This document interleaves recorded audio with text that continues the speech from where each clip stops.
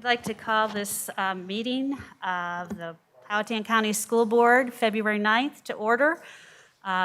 You've noticed we've had a little bit of a switch here in our seating, and I wanted to start with saying that over here to the audience that's watching on YouTube, as well as the public that is here, to your left, my right, is Mr. Cole, who represents District 1. Next, we have Mrs. Smith, who represents District 2. And then we have our superintendent, Dr. Jones. Myself, I'm Kim Email, and I represent District 5. And then we have Valerie Ayers, that represents District 3, and Mr. Walters, who represents District 4. So we are all here in attendance. Please let us start with approval of the agenda, please. Do we have a motion? Or do we have any questions or changes to the agenda? Make a motion to accept. Okay, Mrs. Ayers has made the motion. We have a second. Second. And Mr. Walters has seconded. Those in favor? Aye. Aye. All right. So our first order of business today is the policy JM revision. Dr. Jones? Yes, thank you, Madam Chair. I'd like to ask, School Board Attorney Patrick Andriano is here. I'm going to ask him to come up and to the podium. The board has received comments from the public, students, and other community members asking questions about the policy. Most of those questions have centered on the use of seclusion and whether that needs to be included in the policy or not. We have made a change to the policy, a recommended change to the policy as a result of some of that feedback. And I'd like Mr. Andriano to go over that change in the policy itself. And then I believe he's also going to speak about the need and purpose for keeping seclusion included in the policy, and then answer any general questions the board may have. Mr. Andriano? Dr. Jones, members of the school board, you have before you policy JM, which is the proposed policy on restraint and seclusion in Powhatan County Public Schools. In summary, what it says is school personnel may implement physical restraint and seclusion only as a last resort when other interventions are or would be in the reasonable judgment of school personnel during an emergency situation, ineffective, and only to do these itemized things. Number one, to prevent a student from inflicting serious physical harm or injury upon him or herself or others. Number two, to quell a disturbance or remove a student from a scene of disturbance where the student's behavior or destruction of property is likely to cause physical harm or injury to self or others. Number three, to defend oneself or others from serious physical harm or injury. And finally, to obtain possession of a controlled substance, paraphernalia, weapons, or dangerous objects that may be on a student. The school board policy also indicates that restraint or seclusion should be discontinued as soon as the emergency situation has dissipated. We've also added that seclusion is only used as a last resort in an ongoing emergency situation, again, to prevent serious physical harm or injury to self or other persons. In Powhatan County Public Schools, it would not be used as a planned response or convenience of school personnel.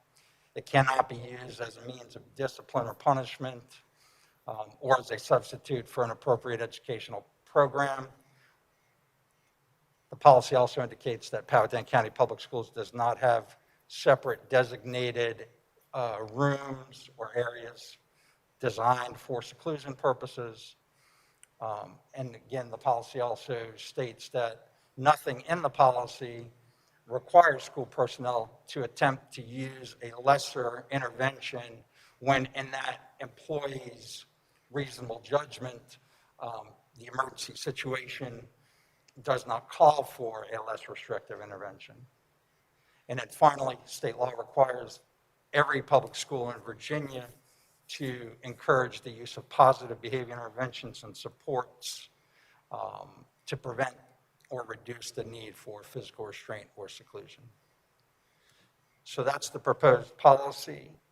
I believe you've already passed it, but there's the revisions to it are the additional language about seclusion.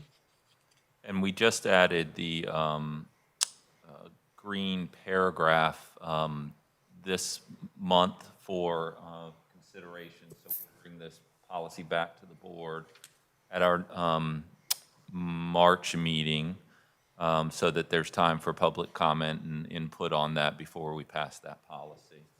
Mr. Andriano, previously there had been some questions that the board had expressed about scenarios where seclusion would be used and why it's not your recommendation to ban seclusion completely. Do you have some examples you could share about why you feel like it's important from your professional judgment to leave that in to protect students and/or staff? Happy to, Dr. Jones. So the Virginia Board of Education, when it passed the restraint and seclusion regulations, and through the entire process of the Administrative Process Act where the regulations were going through public comment, the Virginia Board of Education had to discuss that very same issue. And keep in mind that when the Virginia Board of Education came up with these regulations, which permit both restraint and seclusion of public schools, it was after conducting a 5-year study looking at all restraint and seclusion laws and regulations in all 50 states. They held 5 meetings across the Commonwealth of Virginia where they considered extensive input from stakeholders. They ran their regulations through at least 2 public comment periods where they received extensive comments on restraint and seclusion. Some of those comments from the public and from stakeholders did ask the Virginia Board of Education to remove seclusion from its regulations.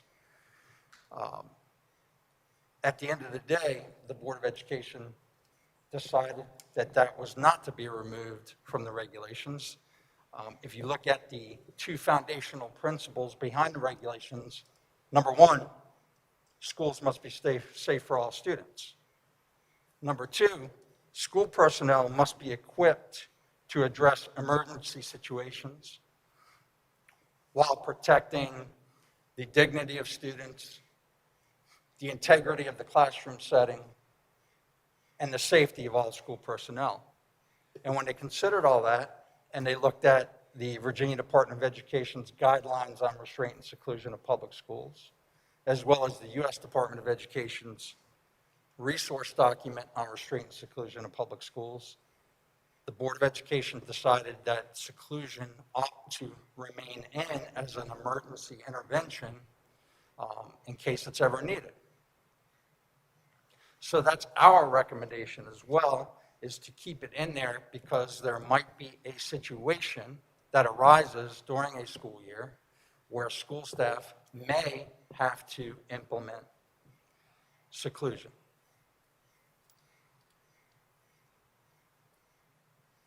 So I'm happy to address any questions. I'm happy to I can give you some examples of where seclusion has been used. I think there's often a disconnect between what people can perceive as seclusion, and they often think of, it's these separate rooms where students are escorted to and placed in a seclusion room where the door is shut and they're prevented from leaving. But if you look at the definition of seclusion, it's much broader than that. Seclusion means the involuntary confinement of a student alone in a room or area from which the student is physically prevented from leaving. And some examples of that would be where a student is in a rage and is destroying a classroom, and the classroom teacher may have to evacuate the other students from the classroom and momentarily close the door and keep that student in there until help arrives. Another example, which happened just not too far from here, one county over, a student was in a rage, broke a desk in half, pulled the leg of the desk off, hit a staff member with it, where it cut open her stomach. They had to evacuate the classroom and close the door momentarily until help arrived. So those are the type of situations where seclusion might be used. Another recent example was in a bus where a student was in a rage and started attacking the bus driver. The bus had to pull over on the side of the interstate. The 5 other students had to be evacuated off the bus while the bus driver had to hold the door closed while the student remained in there until help arrived. So those are just some examples of where it would meet this definition of seclusion, and it would not be a situation where we're removing students to a separate designated room or area. Well, first of all, y'all don't have those type of areas here in Powhatan County Public Schools, and it's my understanding there's no intent of constructing such rooms or areas. But if you look at the definition, it doesn't require a separate room or area. It can happen almost anywhere where the student is involuntarily confined. And by the way, there's no temporal restriction. So it can be 10 seconds or it could be 10 minutes. So this can happen very quickly. And what we often see, it's a continuum where it may be used in an emergency situation for a short period of time until help arrives to de-escalate the situation.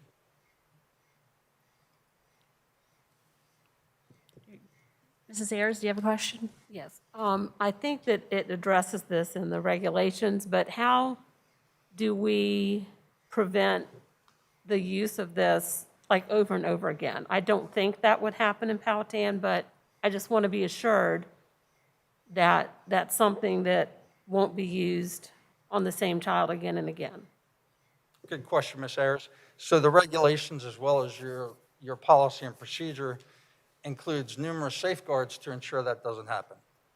First of all, whenever there's an instance of restraint or seclusion, school staff must report that to the school principal the very same day that it occurs.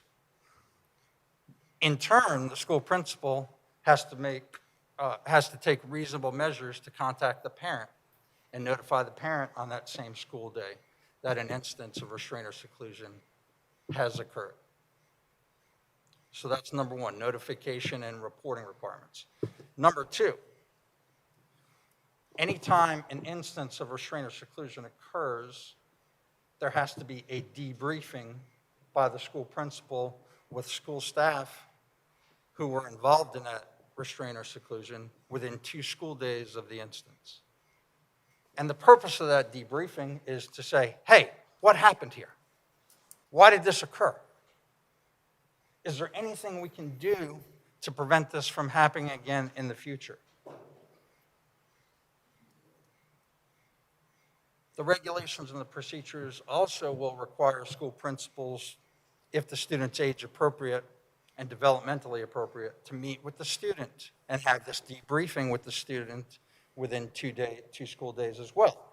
Again, for the very same purposes, to discuss what happened, can you explain to me what happened, how can we prevent this from happening in the future? Also part of that debriefing is, did we follow the school board's policies and procedures on restraint and seclusion properly? If not, how do we remedy that? Do we need to do additional staff training? Do we need to convene the student's IEP team or 504 team if they're a student with a disability? Then there's team meeting requirements as well. And this really gets at your point, Ms. Ayers. What the regulations require, as well as your procedures will require, is whenever a student is subject to a physical restraint or seclusion, the second time in a school year, there's required meetings that have to take place. Number one, if the student is a student with a disability, the IEP team must convene within 10 school days of that second instance of restraint or seclusion. If the student has a 504 plan, the 504 team has to convene within 10 school days. And the purpose is, again, to discuss the incident, what happened, and are there things that we as an IEP team or a 504 team can put in place to make sure this doesn't happen again, or at least reduce the chances of it ever happening again. And things such as conducting a functional behavioral assessment to see what caused the student to engage in this behavior. Should we develop a behavior intervention plan to put strategies in place to address de-escalation strategies and crisis interventions? Do we need to revise the student's IEP or 504 plan to add goals or revise behavioral goals?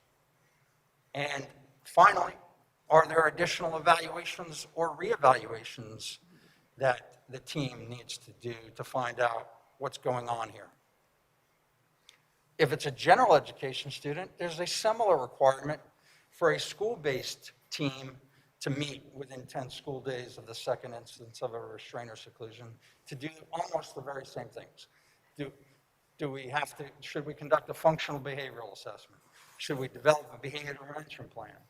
Should we refer the student for an evaluation because we suspect the student may have a disability under the IDEA or 504?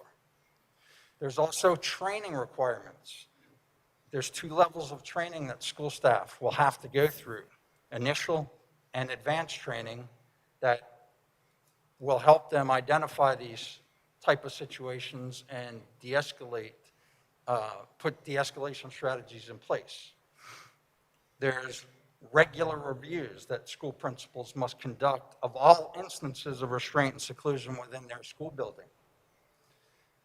And they need to look at it and make sure that if any of these situations occurred, were the school board's policies followed? Were our local procedures followed? Do I have to have additional training for school staff? And then finally, there's annual reporting requirements. The school principal has to do those regular reviews, but then annually has to report to Dr. Jones on any instances of restraint or seclusion in that school principal school building.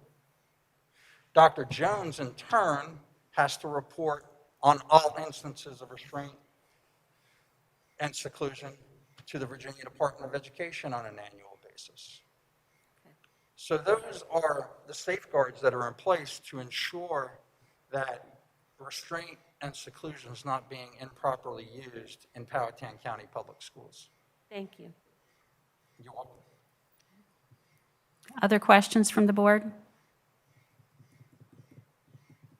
Madam Chairman, Mrs. Smith? the situations that you just shared with us about the removal about this birth situation in the classroom, you spoke about removing the other students in the classroom, not the student that was having a meltdown or was out of control at the moment. So you're not removing the student that is upset, you are removing the remainder of the class. So how does that impact this seclusion policy if we didn't have it in writing in our system? Mrs. Smith, if you did not have seclusion as an emergency intervention in your policy and procedures, then school staff cannot ever employ either restraint or seclusion, whichever one, if the school board chose to take it out, it could never be employed, or else you'd be in violation of the Virginia Board of Education regulations, because those regulations specifically provide that if a restraint or seclusion is used, it must comply with the Virginia Board of Education's regulations. So if you take it out, then it can never be employed as an emergency intervention. Well, and I think I'm not making my Yeah. question clear enough. How is that even an example of seclusion if you're removing all of the other students out of that, off the bus, out of the classroom? How is that? I mean, that's something you would do irregardless, would be to remove the other students away from the danger. Correct, Mrs. Smith. So if you don't remove the other students, then it's not seclusion because the student's not alone in that room or area. So there's essentially 3 criteria in order to meet the definition of seclusion. Number 1, involuntary confinement. Number 2, alone in a room or area. And 3, physically prevented from leaving.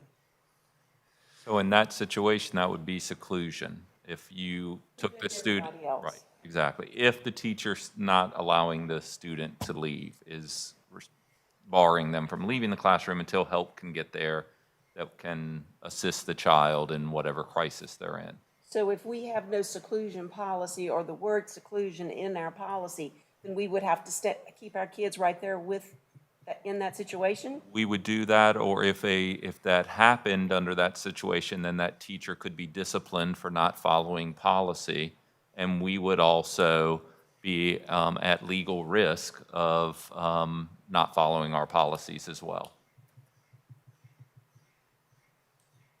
That's the whole reason why Mr.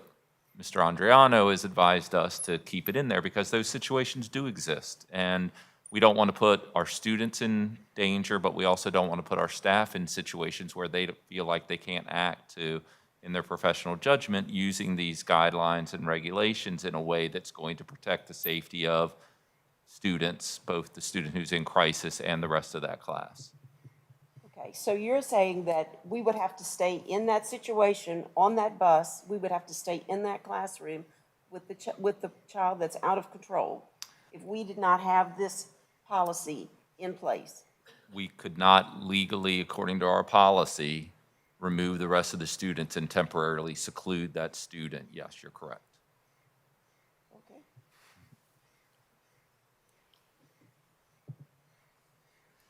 Any other questions? Madam Chair. Mr. Walters? So good evening. I have just a couple of short questions. The first is, so just to be clear for those at home and for those in the audience, it's your representation to us, this policy as it's presented fully complies with the applicable regulations and requirements of the Code of Virginia. Is that right? We believe it does, Yes, Mr. sir. Walters, All yes. right. And Now that- not only does it comply with the regulations, it's also in conformity with the Virginia Department of Education's guidelines, as well Very good. as the U.S. Department of Education's resource document.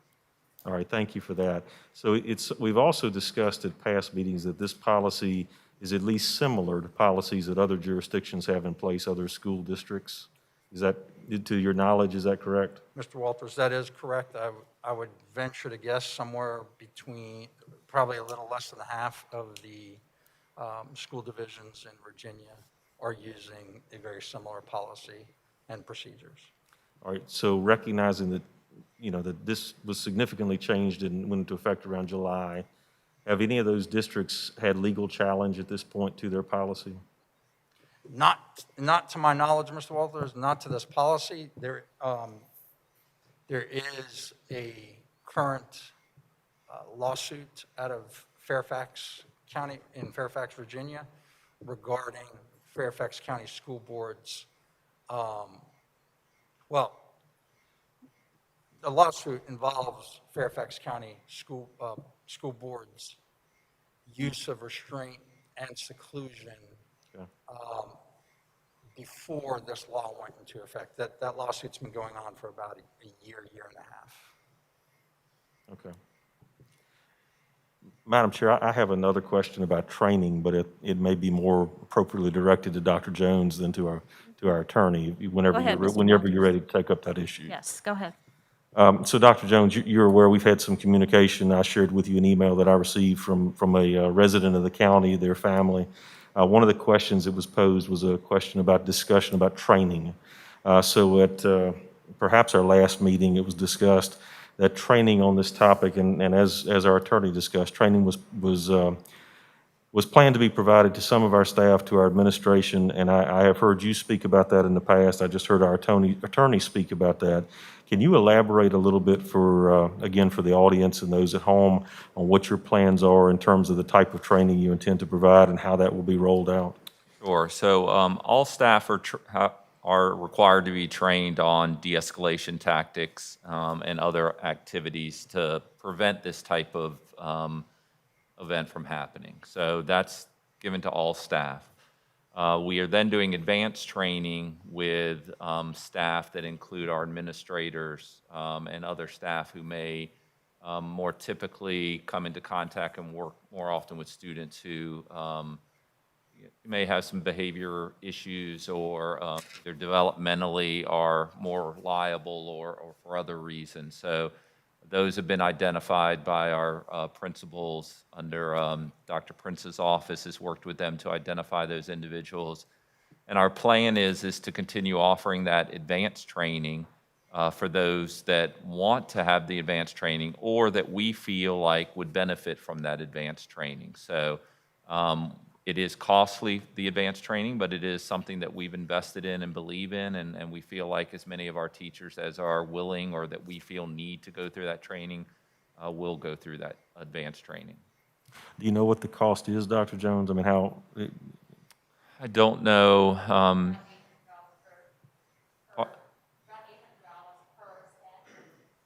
$800 per staff member. all right, thank you, sir. Thank you, Madam Chair. Could that be done, the training, on a professional development day for the entire staff? Dr. Prince, why don't you come up to the podium if you would, and you can speak to that. Because what I'm concerned about is not just the special education students. You could have a regular general ed student, as our attorney said, that could have a meltdown one day, or, it just, anybody could. So we have all of our administrators, our lead teachers, guidance counselors, and instructional assistants that work with students that currently have the advanced level training. I'm sorry, when you said with students, so all instructional assistants and all, All instructional assistants that work with our special needs students. okay, so we don't have any regular general ed teachers with We the do training? have some, so if there are collaborative classes, we have also invited some of our collaborative teachers to also go through training. All right. Well, And we have increased the numbers. We have, over the last couple of years, we've increased the level of training in the sense that there was one lead teacher at each school. We've increased to also offer that to our administrators across the board. So our goal is to continue to increase that advanced training so that they are certified. are there any more questions? Madam Chair. Go ahead, Mrs. Dr. Smith. Prince, Dr. Prince, is there a way to connect this with recertification points for our teachers to make it a very attractive situation for them to, I feel like you have so many people in the building that come in contact with all of your students, not just necessarily their assigned teacher and also their assigned instructional Yes, assistant. recertification can be offered. This year was the first year that all of our staff through the division had to do the modules for restraint and seclusion. So every staff member went through the module that was provided by the state for restraint and seclusion. So everyone had a piece of training this year, but the advanced portion of the training was only offered to a certain number within each building. Okay. Would we hope to increase that each year? We could, yes. Yes. The goal is to increase that level of training so that if we're certified in that training, we can train, we have the train the trainer program. So that's the goal, Oh, okay. And when would we reach that? to have everyone trained or to have more. To have enough trained to start training within our own system? That's what we're currently doing. So our lead teachers are trained as well as some of our division level staff members, and we train during the summer. So we start that training and we revolve each year. Okay. Dr. Prince, could you talk to the length of time that training takes? Yes, so the initial training is a 3-day training, and then after that, you have to recertify, which is a full day of training, and it does involve hands-on. This year, due to COVID, we had to extend that, and we've been given some flexibility with that training. And I understand that it's lengthy. That's why I think if with some way we could connect it to these recertification points, it would make it, user-friendly for everybody.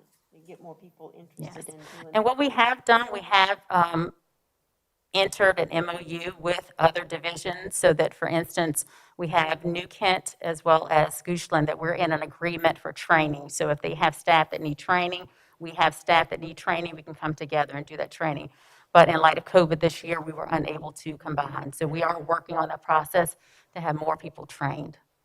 Okay, thank you. Yes. If I could, Dr. Prince, so every employee we have has the basic level of training. Is that what you're saying? That is correct. Okay. And so now we're working on getting more of our staff the more advanced training. That's correct. Just wanted to clarify that. Yes. Okay. Yes, Mr. Cole.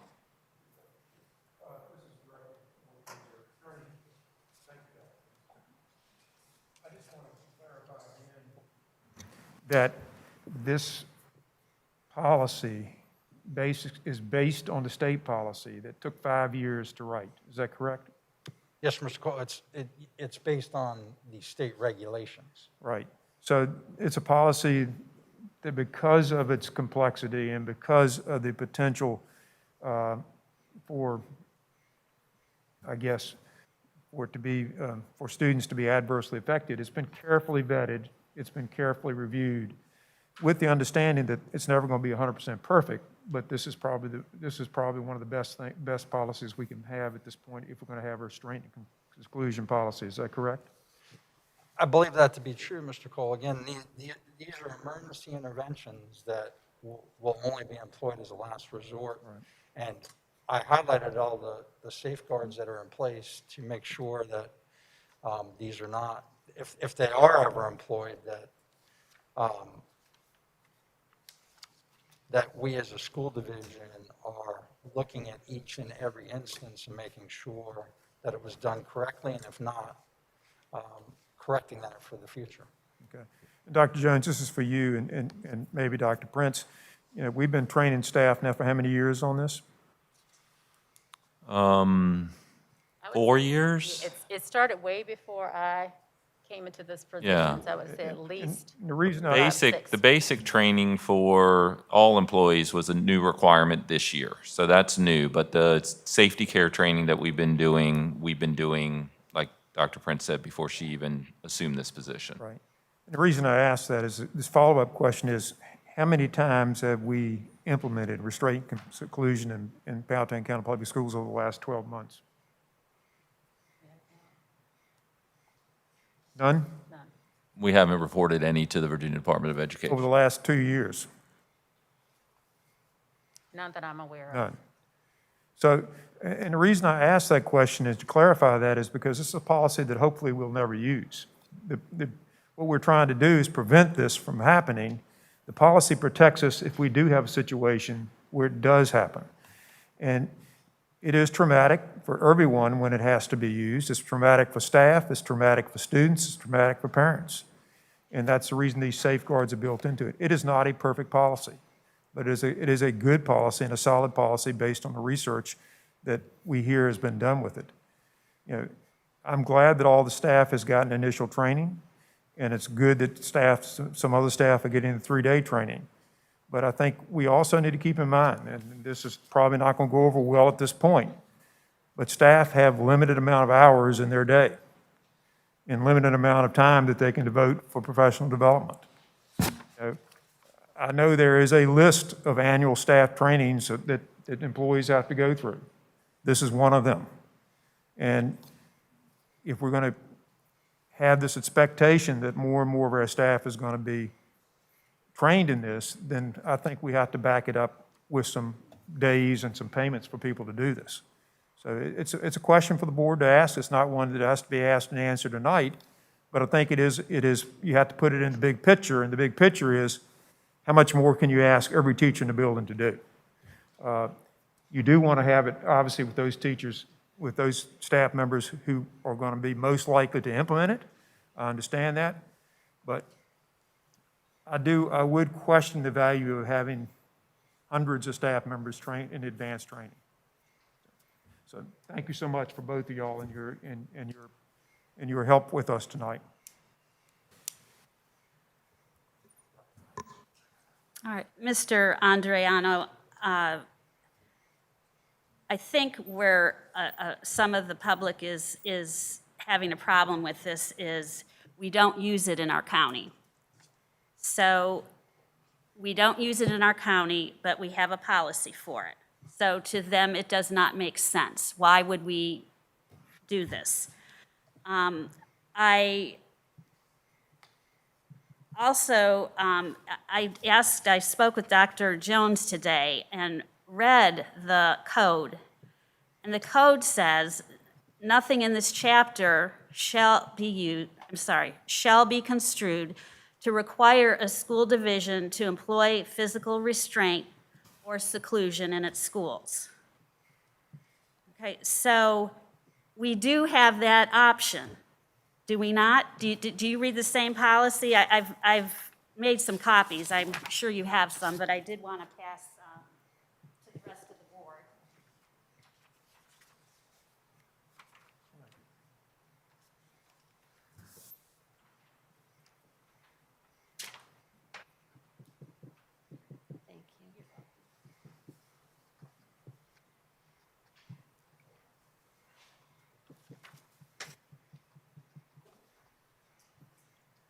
So talk to us about that. Madam Chair, let me address your first point, Okay. and that was, we have no instances of restraint or seclusion in okay. our account. I'm sorry, excuse me. You know what? I forgot to use that word, restraint. Here, this is the thing.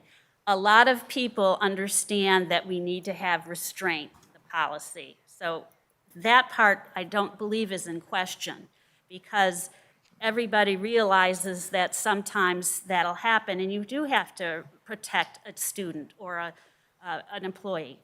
So it's not the restraint part, it's the seclusion part that people are having the hard time with.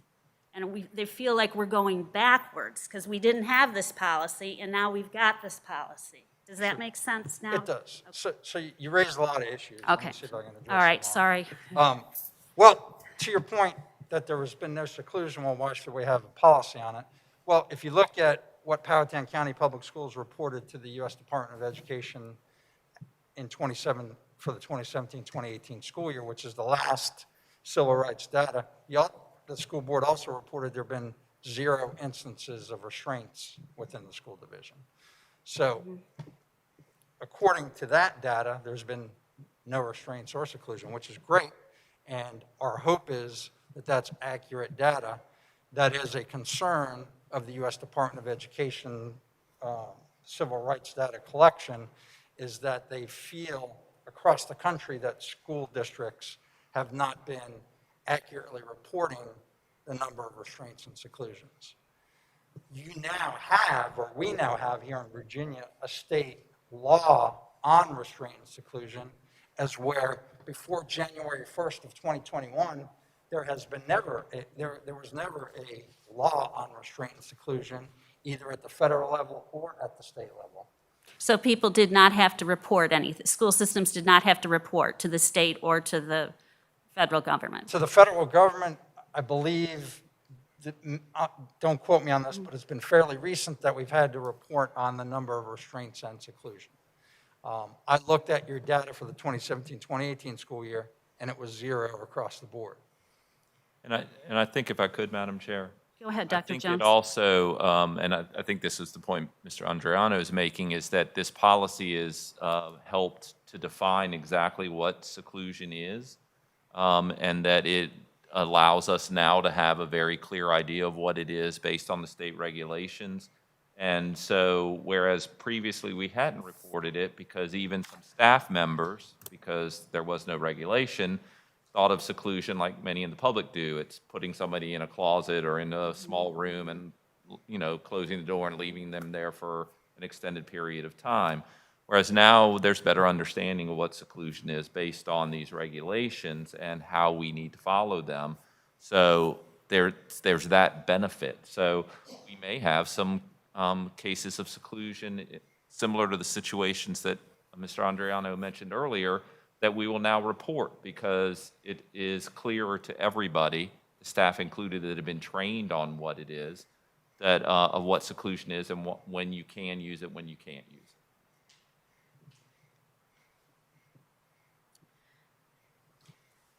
Okay, go One ahead, other Mr. point- On. One other point, and that's, Dr. Jones made a great point, about the regulations now have explicit definitions of what restraint and seclusion are. As before January of 2021, there was no regulatory definition for school staff to be able to report on or to know, hey, is what I'm engaged in, is this a restraint or a seclusion? The other point is, as we indicated, now school principals will have to regularly review any instances of restraint or seclusion. And then they'll have to annually report that to Dr. Jones, who now Dr. Jones will have to report to the Virginia Department of Education. Those are new requirements that have never been in place before. There was one other point. Oh, Not, the regulation, and I'm sorry, code? it said something to the effect of that there's no requirement that school divisions adopt a restraint and/or seclusion policy. I'm very familiar with, I'm sorry. But, and I don't have it in front of me, and it might not be in this particular regulation, but there's another regulation that says, however, if you don't adopt such a policy and develop procedures, then you would be in violation of these regulations should a school staff member ever have to employ restraint or seclusion in an emergency situation. Okay, could you send us that part of the code, please? Because this is all I've gotten. That would be very helpful. Sure, happy to do so. The other point I will make is, going back to the seclusion concern, I gave some extreme examples, but if you look at the definition, again, involuntary confined, alone in a classroom, prevented from leaving, that can be a teacher standing in the doorway of an empty classroom where the student's in there alone, and the teacher is physically preventing the student from leaving that classroom. That meets the definition of seclusion. And I would venture to guess that such a situation happens at least one time in every school district in the United States. Well, there's no doubt about that behaviors are much different today than they were 5 years ago, 10 years ago, et cetera. But why can't we keep the restraint part, take out the seclusion, or as I see here, Hanover's got that while the Virginia Board of Education regulations permit the use of seclusion in limited circumstances, the school board does not authorize the use of seclusion for any student attending a Hanover County public school. Again, I can't speak to Hanover County's policy or what they're doing there, but if they ever have an emergency situation where seclusion is needed, they will be in violation of the Virginia Board of Education regulations the moment a school staff member employs or uses seclusion.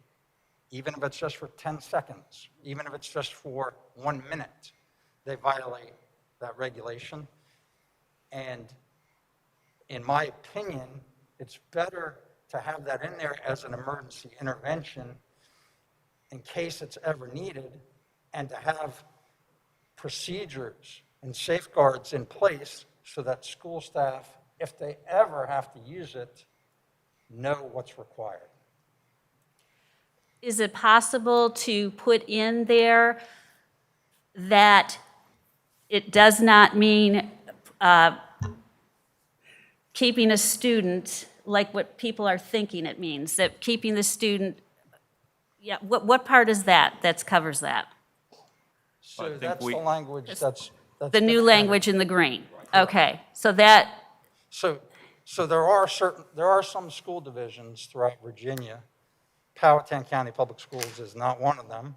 In fact, many school divisions, and probably including Hanover, do not have separate rooms that are designated as seclusion rooms or areas.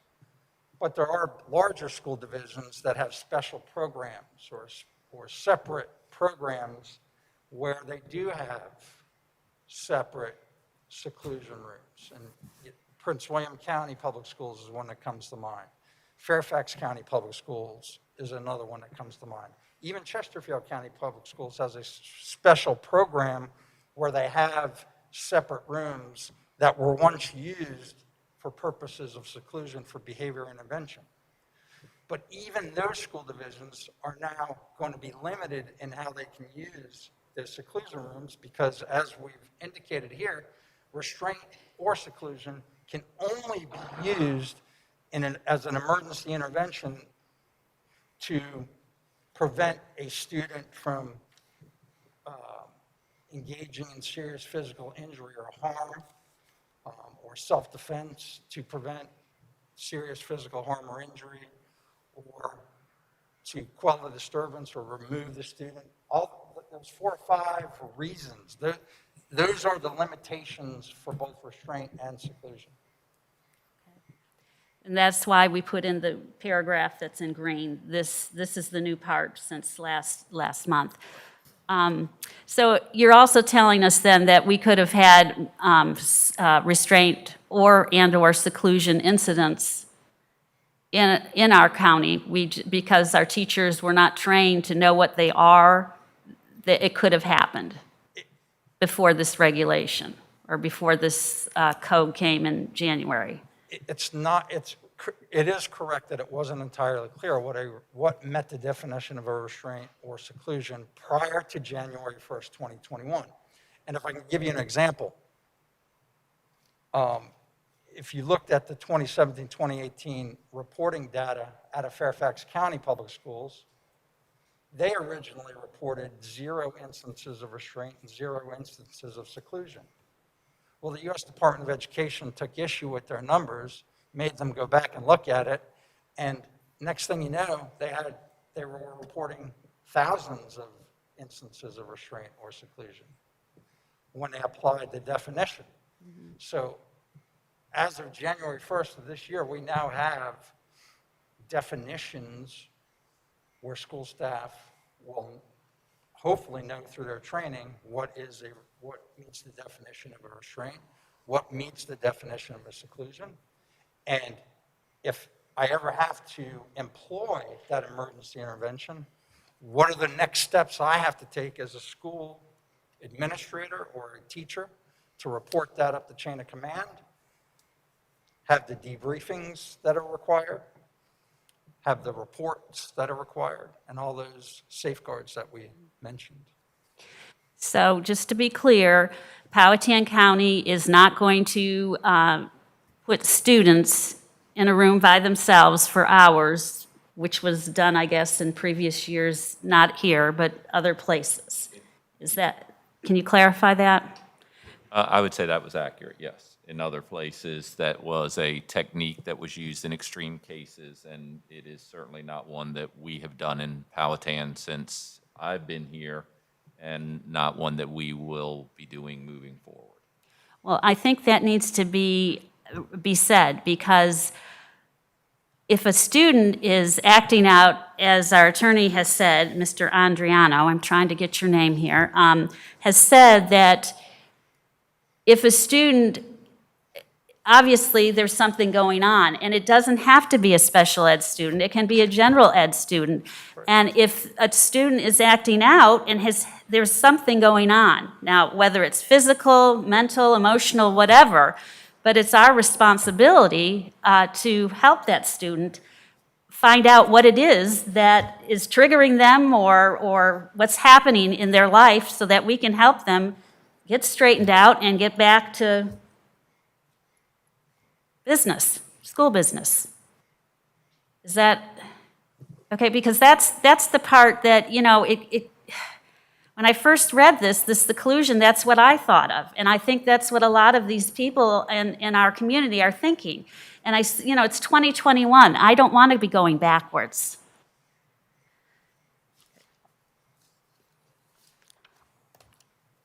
Any other questions or comments from the board? Madam Chair, I have a comment. I would just like to thank Mr. Andriano for being here this evening. Thank you for explaining this in detail, for walking us through what the policy requires, the other relevant things that you've discussed with us.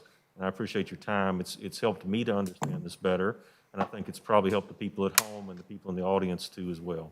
So thank you as an individual board member. I appreciate that. Thank you. My pleasure, Mr. Walters. Thank you. Thank you. And if you could send the rest of the code that would help, I would appreciate that. And we do appreciate your time, Mr. Andriano. Thank you for coming on behalf of the board. We appreciate the explanations. Thank you. Thank you, Madam Chair. Thank you. Dr. Jones. Thank you. Members of the board, thank you. Thank you. Madam Chair, I just would, before we leave this, I called, Excuse me?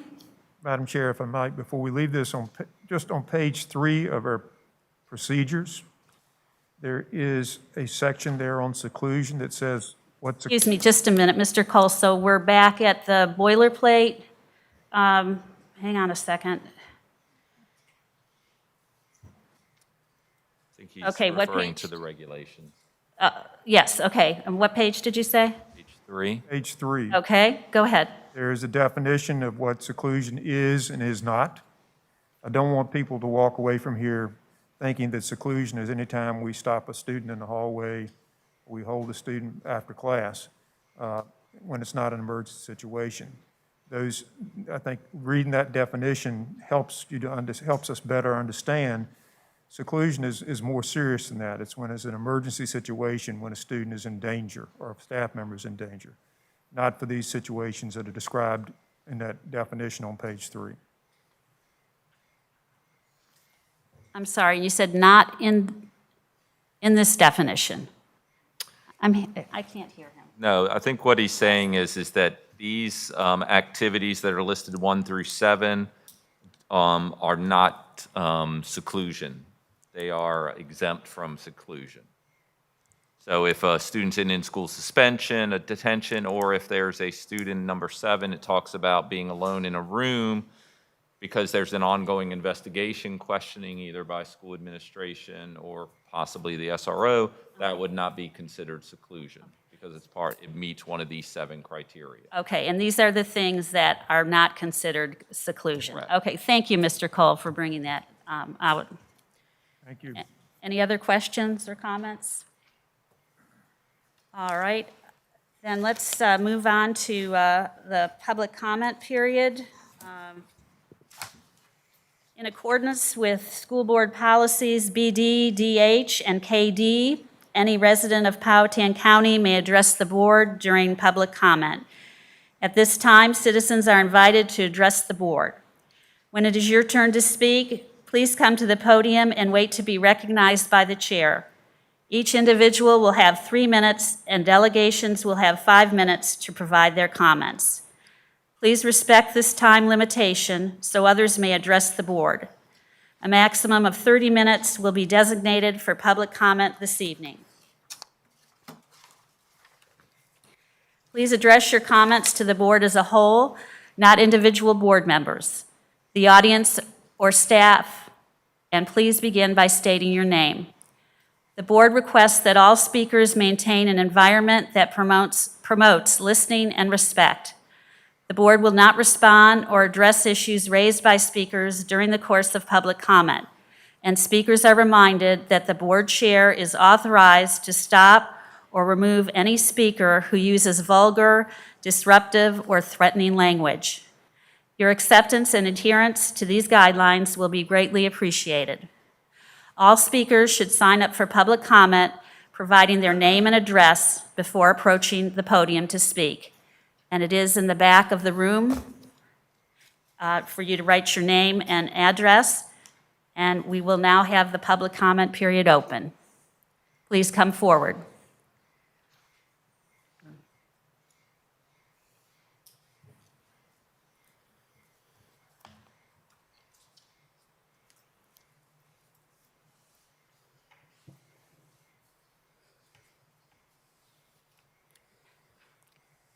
Would you state your name, please? Sean Campbell. Go ahead, Mr. Campbell. Yeah, I wasn't planning on speaking tonight, but after listening to Mr. Andriano, I just want to let you all know about two things. In the regulations, there are standards of use for seclusion.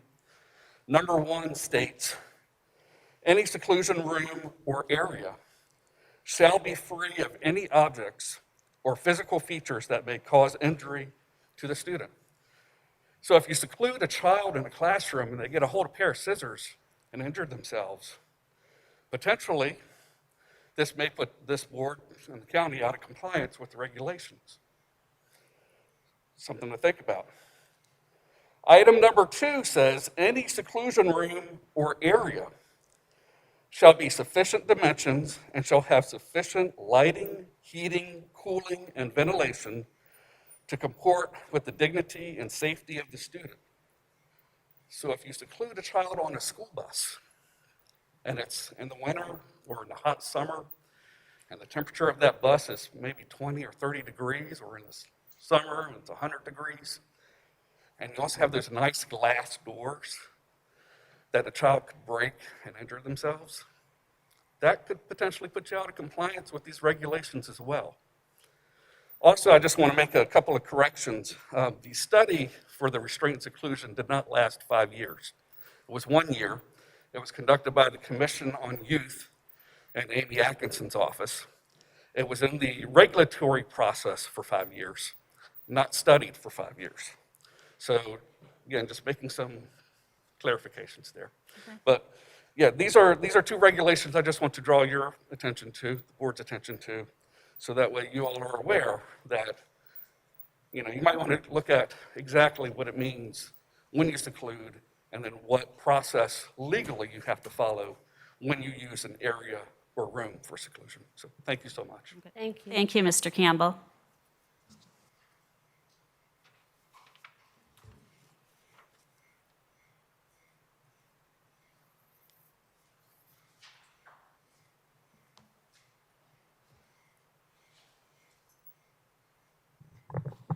Good afternoon, or good evening. My name is Alexander Campbell, and I too was not planning on speaking tonight, but I heard some really, really, really concerning things that I think are important to address. So the first is that Mr. Cole read the exemptions in regards to seclusion. However, the exemptions contradict Dr. Jones's comment from the last school board meeting where Mrs. Smith asked if we would be using conference rooms, and he responded with, yes, we would. So that's a potential liability that we may want to, or that you all may want to consider. My other issue is that by prioritizing only students with disabilities or the individuals that work with them to be trained for the advanced training, then we're leading down a road of systemic ableism that has been championed by some of the administrators. I know Dr. Jones and Dr. Prince specifically, and that's really concerning, and we really need to take a lot of the systemic issues and solve them, not continue them. And then another issue was at the last school board meeting, Mrs. Ayers said, quote, "We would never, and I think I can say never, in this community, in our school system, repeatedly use seclusion, as has been done in some places, to target a child. That would not be this. This would not be a repeated process. This would be a last resort. All other available methods have been, when all other available methods have been used." And my concern with this is that every school system that uses seclusion, this is overarchingly not the case. And I think by not prioritizing that, that could become the case here. And then I would remind you that the regulations say the word electing 3 times in terms of using restraint or seclusion. Electing as in it's a choice, as in you choose, as in electing, as in the you are electing to. I would encourage you to look up the definition of that word because I think it's important to understand what electing means, and that's not required. And then Lastly, Mr. Cole said it's not a perfect policy. If we're talking about a practice that can literally cause students to die, then it should be a perfect policy, and that's an issue. So thank you for your time, and thank you all for your continued, seeking input on this issue. Thank you. Thank you. Thank you, Mr. Campbell.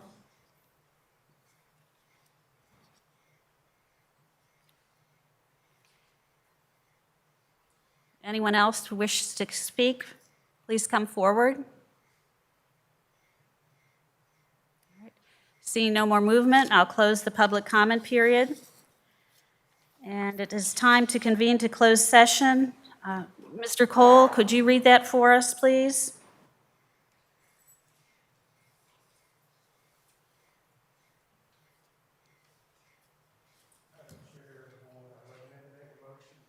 Into closed session pursuant to Code 2.2-3711A1 to discuss the employment, resignation, and leave of specific employees, pursuant to Code 2.2-3711A2 and A4 to discuss the expulsion and school placement of specific students, and Code 2.2-3711A7 to consult with legal counsel and briefings by staff members pertaining to the actual or probable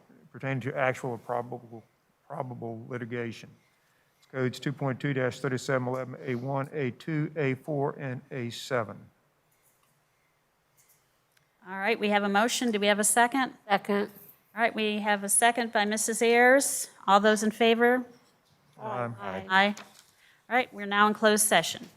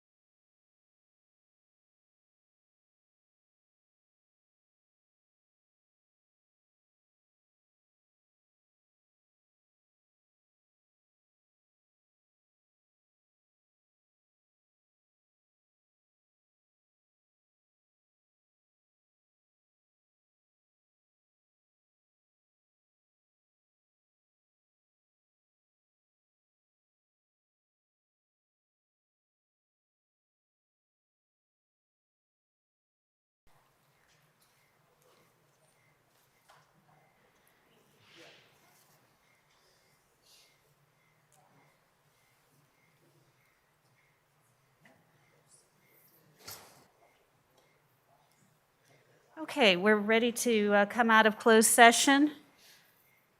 Mr. Cole, do we have a motion? Oh, I'm sorry, do we have a motion?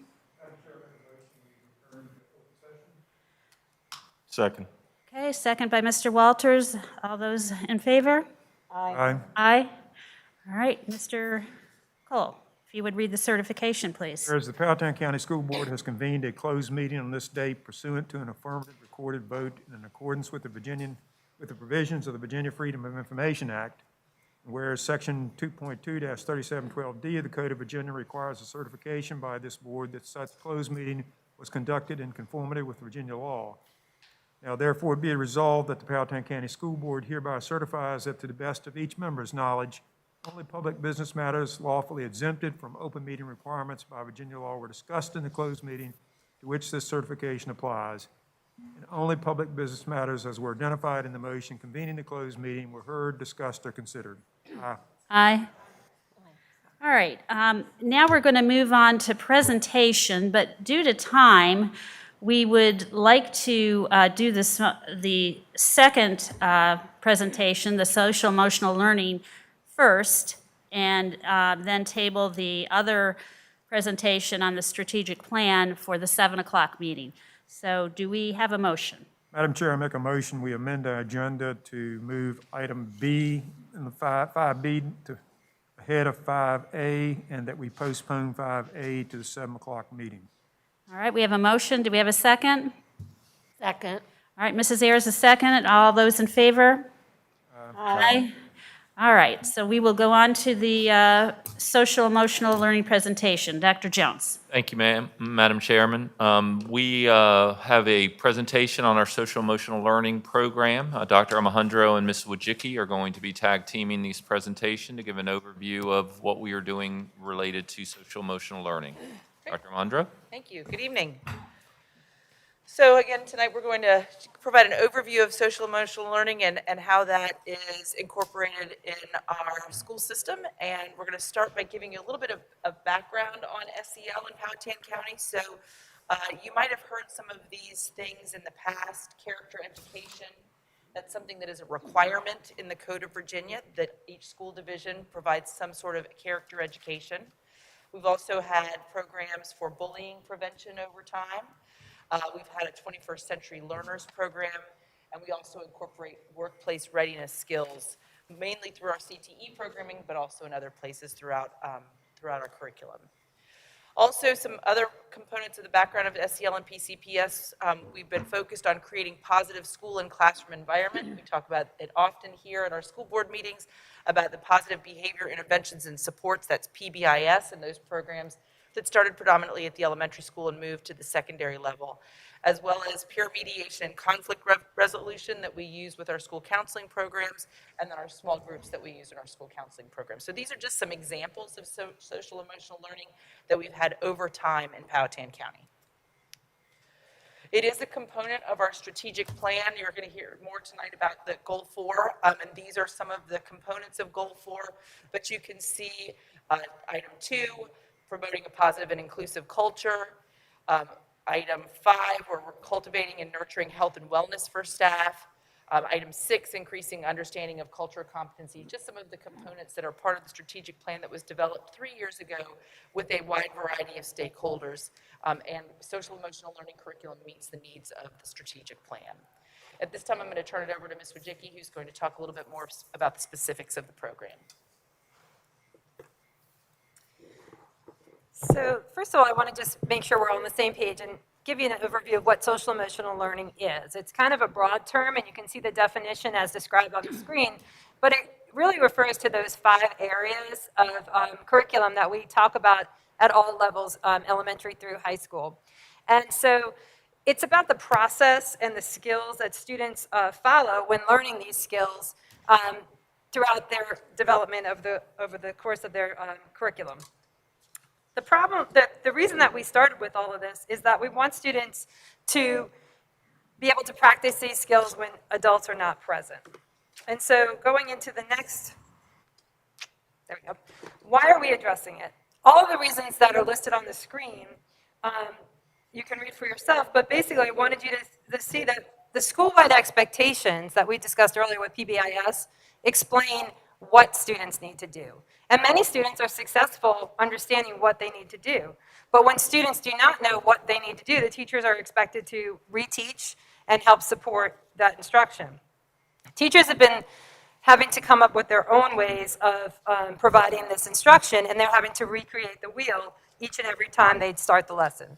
So we wanted to make sure that we had a common language across the school that allows for all aspects of our school environment, including our resource teachers, classroom, all our different classrooms, lunchroom, et cetera, that they can all be using the same language. And so also having social emotional learning allows for our teachers to spend more time instructionally because it decreases the amount of time that they're spending intervening and supporting students who may have difficulty in each of these areas. And you can see on the screen that we have listed ways that students might struggle if, in fact, they were missing some of the skills necessary in each of the 5 areas of social emotional learning. So we want to give you a little bit of an overview on how we came to each of the different programs that we are providing at each of the levels. The first thing is that teachers, administrators, and school counselors began to see a need for a cohesive approach to SEL. We have team meetings that regularly talk about areas where students are struggling. And in these meetings, we started to have more and more conversations instead of academic reading math concerns. We started to have more conversations about SEL-related needs. We started to have to put more creative interventions in place for more and more students to support their ability to manage their emotions, to deal with adversity, to manage stress. And as a division, we already have it, addressed it by having a division social worker who helps problem solve with students and families, as well as a behavior coach that helps to problem solve specific behavioral needs for students. We still continue, though, to see a need for more instruction at all of our 5 levels. And again, while PBIS does a great job explaining what the expectations are and providing consistency among the expectations across all the classrooms in a school, it does not provide an instructional approach. So our next step was to investigate and explore resources. At this point, we consulted with the Virginia Department of Education, we consulted with our other colleagues in Region 1 schools, we reviewed all of the different research and publications available, and we also use CASEL, which stands for the Collaborative for Academic, Social, and Emotional Learning, as a foundation for what, they give you research on what comprises a quality SEL program. The middle school then began to look a little bit more into it. At that point, our middle school was in transition. If you remember, when we were building the middle school, we had students who were at the junior high who came back to the middle school. Sorry. We had 5th graders returning to elementary schools. There was a lot of different change. We had change with staff, change with administrators. And so we were already in the process of putting some strategic things in place to help support those learners and the staff with all of these changes that were going on. So at that point, they were the first to look into these programs that were available, and they settled on the 2nd step materials that they then took back to the middle school level, looked at each of the lessons and all the materials that were included there, and were able to adapt it and make it middle school appropriate for Powhatan Middle School. Then the elementary teachers, school counselors, and administrators began their work, and they did the same processes. They identified some goals and what they were trying to accomplish, and then they also selected a program. In this case, they selected Sanford Harmony as a basis to build a program on. This is a free resource, and it is online, and so the teachers are able to access instructional materials through the internet, and then we have worked as a team with teachers and counselors from all the different buildings to adapt it and make sure it aligns with PCPS practices and existing school routines. And the high school is currently in the process of identifying what their curriculum goals are. Each school, as Dr. Alejandro said, was working on PBIS, and so elementary started first, then middle school, then high school, and the high school is still in the process of fully implementing their PBIS framework. So now we're going to talk a little bit about what each of the programs look like and give you a better idea of what that means and what students might be experiencing at each level. At the elementary school, The focus is on how to learn to work, play, and basically live together in a positive school community. So beginning with our preschoolers, we have curriculum and components of the daily routine that start, and they build each year. So you'll see that in each of the classrooms, they have a process called a meetup, the buddy up, and then they can use the quick connection cards. The meetup is sort of like a morning meeting you may have heard mentioned before. And again, this was an attempt to sort of get a common vocabulary across all of the schools. And so the meetup is one where students get to practice and discuss skills that are being taught during the SEL lessons. They also get to solve problems that they're seeing in their community. A simple example might be, actually today I was in a classroom and the classroom helper has a job that they're supposed to do, and another student kept doing the classroom helper's job. And it was frustrating and upsetting, and they had to process and talk through, okay, well, why is that upsetting, and how can you let someone know when they're basically stepping on your toes to do your job? So it's that kind of simple thing. It's not intended to be very dramatic. It's just intended to be something that allows the students to have a forum to sort of talk about how they want to run their classroom. And again, elementary school is all about naming and identifying big emotions, right? Because they're coming together and they're getting frustrated and they're sharing, they're learning, they're excited, they're happy, all these different emotions that at home, they have their parents to help them process. But when they come together in school, they bring all of their household habits and things that they're used to doing to a common environment. And they have to learn how to first identify what those emotions are, and then second, learn how to process them in a way that doesn't really create a disruptive environment for all of the other students that are around them. The Buddy Up has been hard to implement this school year, and so we're going to see a more full implementation of that next year, so I won't spend too much time on it, but basically that's a systematic approach to pairing students up to work together on practicing the SEL skills. Of course, the reason for the not doing it that much this year is because of COVID and social distancing. And the quick connection cards I'm going to talk about a little bit more in connection with this next slide, which really gives you more information on the, okay.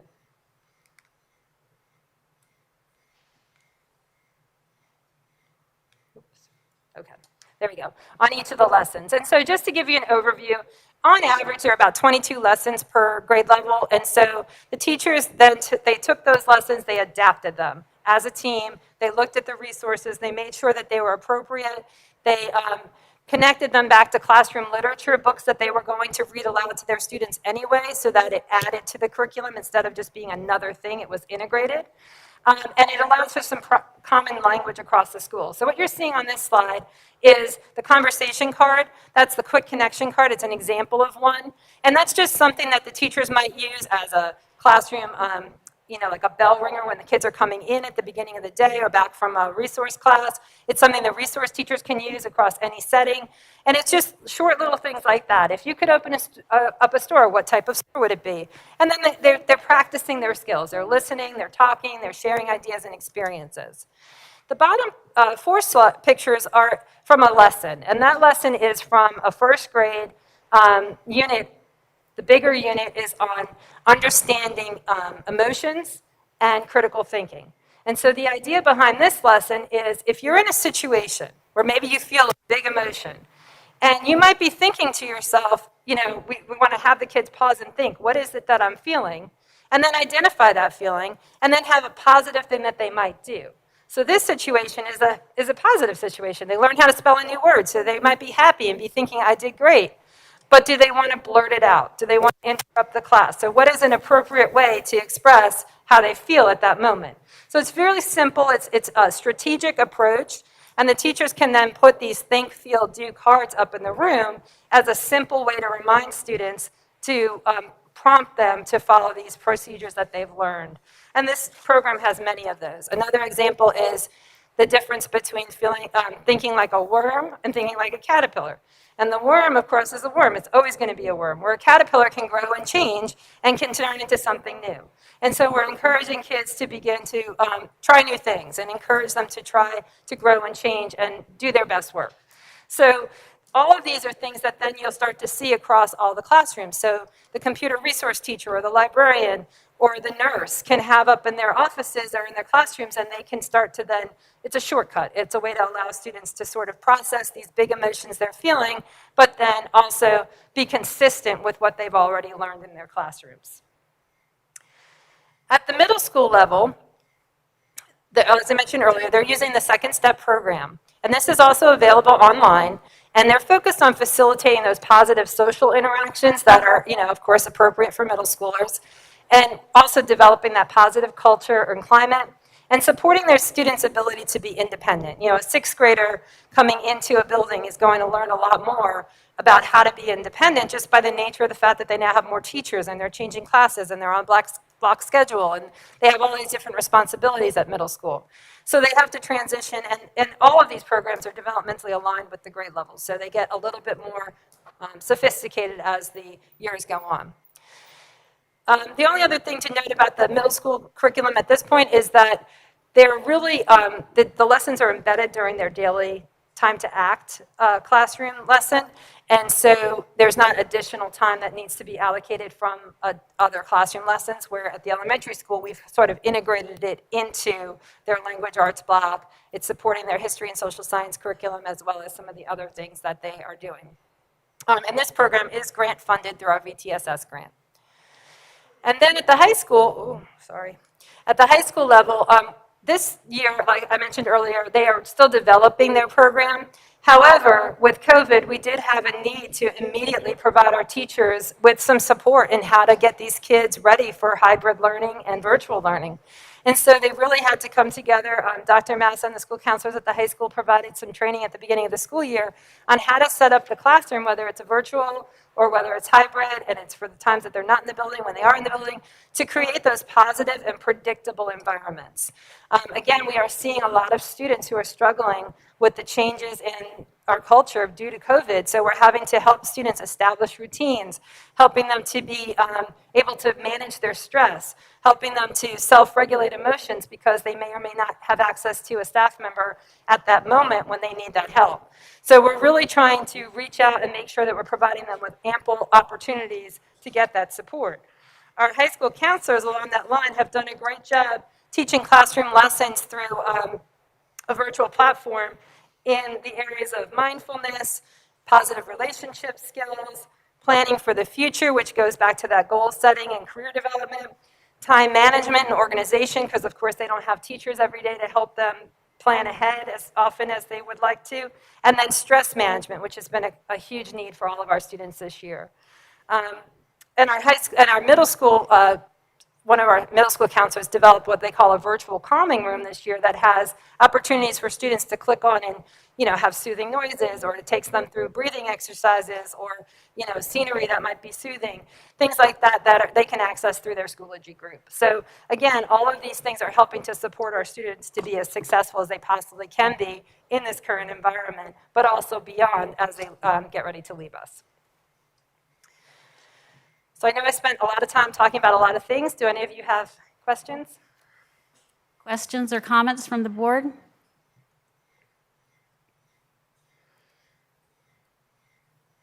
Madam Chair? Mrs. Smith?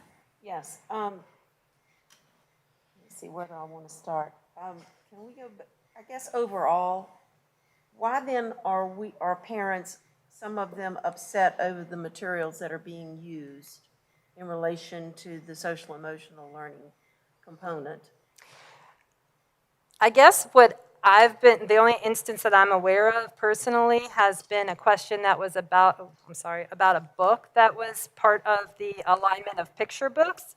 And so in that case, it seemed like it was taking the students in a different direction than what the intent of the lesson was. And so I really can't speak in general to any concerns, but we were able to talk with that parent and hear their concern and resolve the issue, because we agreed that it was probably not the best alignment of resources. And again, all of our materials, all of our programs are continuing to be tweaked, just like all of our curriculum development that we always do. We get feedback, we look at materials and resources, and we can always go back and make changes and realign. In fact, I didn't mention earlier, but this summer, probably June or July, the state's going to release social emotional learning standards of learning. And so we're going to have to make sure that our curriculum is completely in alignment with that because we haven't seen those standards just yet. And my next question would be then, so if parents have questions, are you the best person to contact to answer those questions as far as materials and scope of intent of the topic being covered?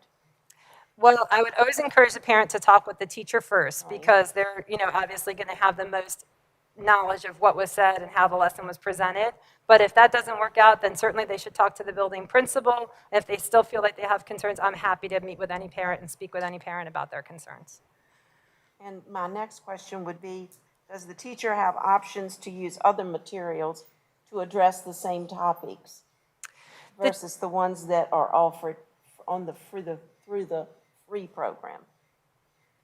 Yes, we do ask the teachers to use the same vocabulary. So example would be the caterpillar and the worm, or the think, feel, do, those things that I showed you earlier. But as long as they're, creating that within the framework, then absolutely the teachers can use other materials. And the alignment that we've done allows for teachers to do that. So it was shared with each school, sent a grade level representative, pre-K through 5th grade. We included special education and resource teachers as well, and school counselors. And then they went back to their team, they got feedback, but of course, things could happen, people get different resources, people become aware of new things. And so we're going to have a follow-up meeting and have those same representatives come back and get feedback. What worked, what didn't work, what do we need to change? And so we'll continue to make those changes as we get that feedback. Okay. And these kind of issues are being addressed with our virtual learners as well? Yes, ma'am.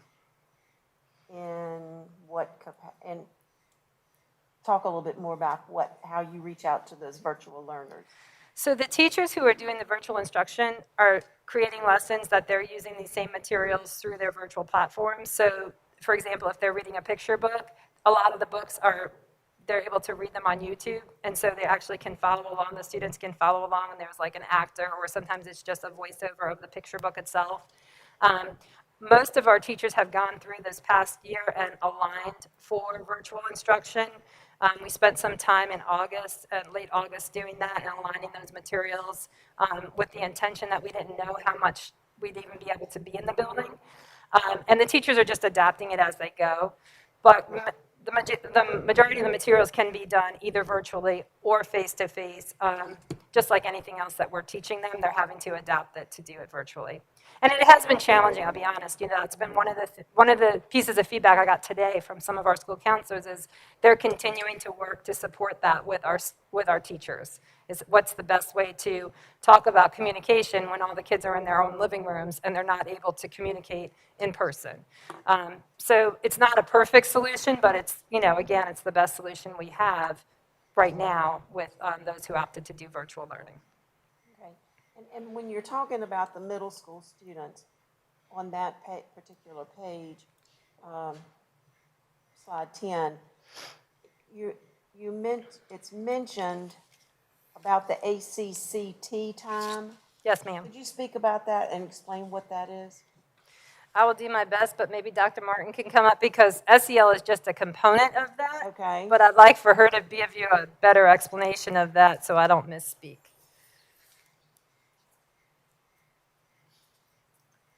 The academic and community connection time is built into the student's schedule, so it happens after second or third block and before they go into the lunch block of the day.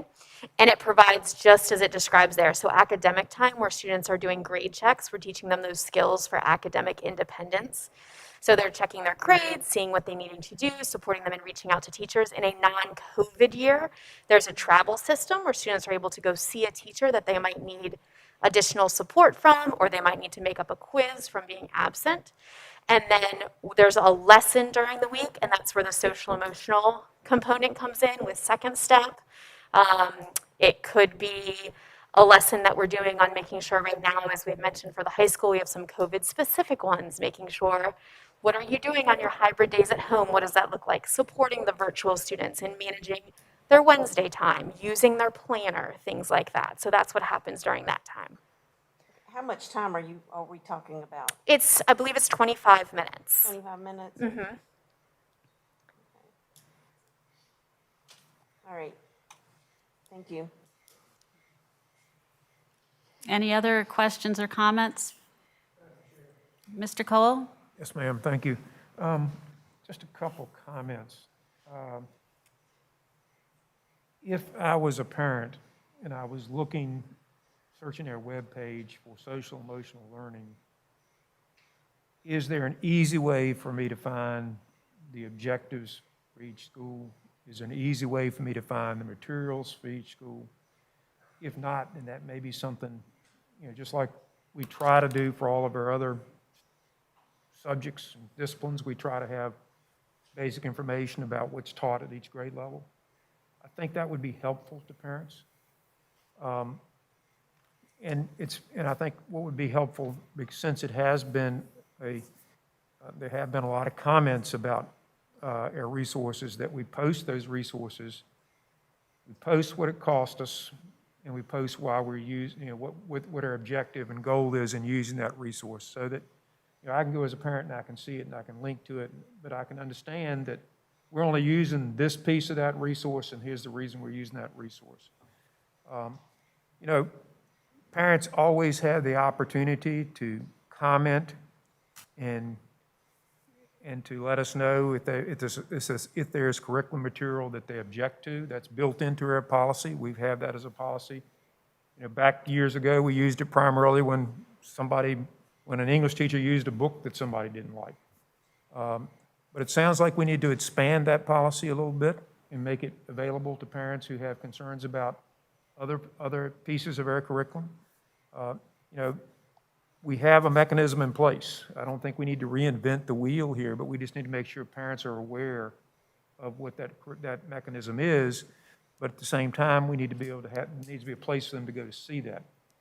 For years, when we had family life education, we had parents that wanted to see what we were teaching. They wanted to comment on that. I think we need to build that or rebuild that, or make sure that parents know that that opportunity is there for them. I don't think it takes, I think everyone would agree that we live in a society where some of these skills are not employed on a regular basis by adults, and by students alike. So I think it's important that we emphasize those skills that prevent conflict, those skills that help us build ways to talk to each other and communicate with each other in a non-threatening way. We were concerned about bullying forever. We were concerned about character education forever. They're built into this program, and we're trying to take what was a kind of scattered bunch of objectives and things that the parents and community members said, hey, these are things we want you to incorporate. We're trying to pull all those things together now, and it sounds like it's a work in progress.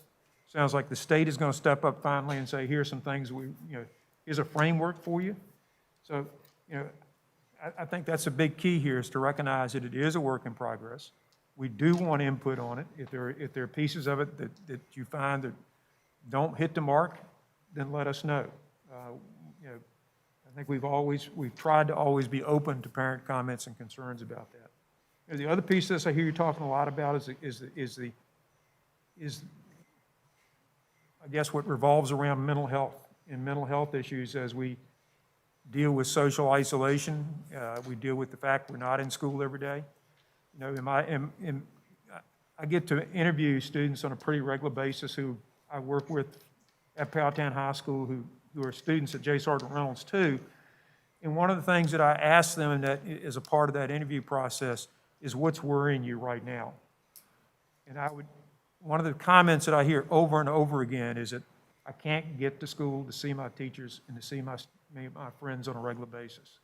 So, it's obvious that it's a need, and we need to somehow help our students and help each other figure out how we adapt to this world that we're in. We're all hoping that it's going to change sometime in the near future, but right now it's what we have. And we need to figure out how to help our students do the best they can in that situation. I appreciate the information tonight, and like I say, if we can go forward with those recommendations about making sure folks know how to comment and making sure they can find it, I think that would be helpful. Thank you. Glad to do that, thanks. Any other questions or comments? I had a couple, Mrs. Wojcicki. So the Sanford Harmony is just used at the elementary level? Yes, ma'am. Okay, so not at the middle school. Second Step is a completely different resource? Yes, ma'am. Okay.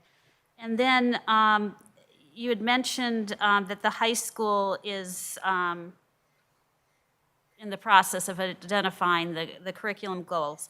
So when do you think that might be implemented? Our original plan was to begin that work last spring. The high school had done a lot of work with their PBIS framework, and they really had done a great job getting it up and running last school year, a year ago. And so we have a committee that meets there that Dr. Massa and Mr. Barrick sort of head up there. And then with COVID, we had to all switch gears and sort of figure out how to do school differently. And as I mentioned earlier, it became immediately apparent we had to get something in place right now today for the kids that allowed us to take that groundwork that we had built and apply it. So if I would say we'd have to go back and start that work again with our new understanding of who our kids are and what they're coming back to us, what their needs are, and then probably have to do some work next school year getting a good handle on what changes need to be added. Because I think we do have a good foundation, what we're offering them this school year. But just, hearing from the teachers, what are your needs? What are your questions? Like Mr. Cole mentioned, what are your kids asking for? So that we know that we're hitting the nail on the head and making a good use of the time that they have in the building. All right, thank So you. I'm sorry, I don't think I No, answered your no. question, but it'll be at least a year. Okay. Okay, well, I want to reiterate kind of what Mr. Cole said and to let parents know that if they do have questions, they do need to speak with the teacher and talk to the teacher about their concerns. And as Mrs. Wojcicki says, if they need to escalate that to the school building principal, and then, of course, you're available as well, so that we can hear what the concerns are, like you said, and that if something isn't right, you just gave an instance of where it needed to be corrected, and it was. Right. So I encourage parents to do that. And as a last resort, of course, you can always contact one of your school board members. Okay. Anybody else? All right. Well, thank you very much, Mrs. Wojcicki. Appreciate it. Dr. Alejandro. All right. Well, that would bring us now to adjournment. Do we have a motion to adjourn? Motion to adjourn. Okay, motion by Mr. Walters, second by Mrs. Smith. We are adjourned. All right, if we can switch over to our